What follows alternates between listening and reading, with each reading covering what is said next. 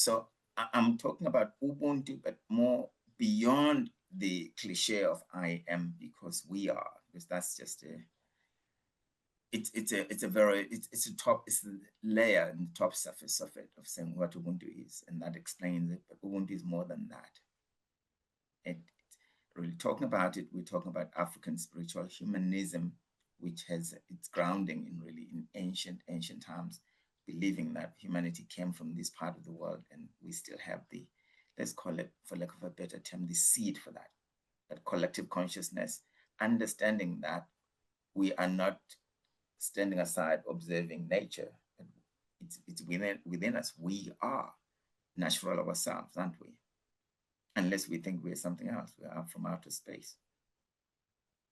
So stories where Ubuntu practice reconnect, we need to understand that the story that Petty spoke to, that recognition of the other, that bowing to each other like that. I experienced that in Japan, where I was shocked, people bowing deeper to me and saying, you're a visiting professor, so you're VIP, we respect that. And the profound engagement and connection with not just your physical manifestation, but almost connecting to the soul within you. I was blown away by just that. Ubuntu is the bridge uniting. It's the sacred ecology that you're talking about, Wendy. It's the ecology of relationship, as Petty has said. The ecology of connection, genuine, authentic connection that does not need explanation, interpretation, and judgment. That when you connect to it, it resonates with our very souls. And this is because in understanding what Ubuntu is not unique to any one particular group. The word is Nguni word, which Nguni is a group of ethnic groupings in Southern Africa that speak this language. The Xhosas, the Zulus, the Ndebeles, and others in Southern Africa that have this language. But the word Ubuntu comes from that. But in other communities, you find the expression of Ubuntu, which is genuine humaneness, human connection. So it's a global phenomenon that is best understood contextually and experientially.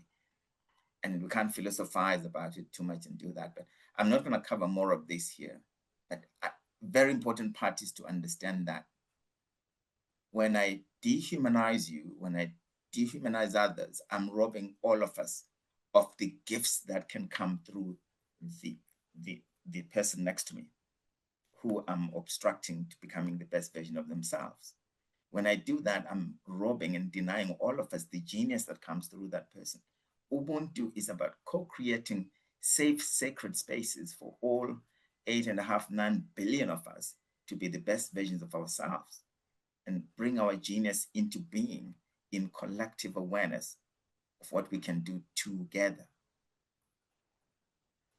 And because I truly believe that you may outrun that which is chasing you. Like, talk about a dog, a lion, or whatever is chasing you. It is nay impossible to outrun that which lives inside you. The question then is, what is it that lives inside you? It's the greatness of humanity exists in all of us. Being humane is what we exude when we connect and live fully, seeing others as they are, not the stories, not the narratives. Hence, we need to ask ourselves, whose eyes do I see my world with? What new lenses do I need now to see our world afresh as one global, interconnected, inextricably interconnected ecosystem? One last slide, Valerie, and I'm done. What lives within me and wants to express itself in service of all humanity? And I may be obstructing that, because that's where the work is for all of us. Because if the wise elders in this call here today don't teach the children, guess what? The village idiots, symbolically, don't rest. They are at it at all times. And now we are all connected. They're better able to share their message very quickly like that. So thank you very much.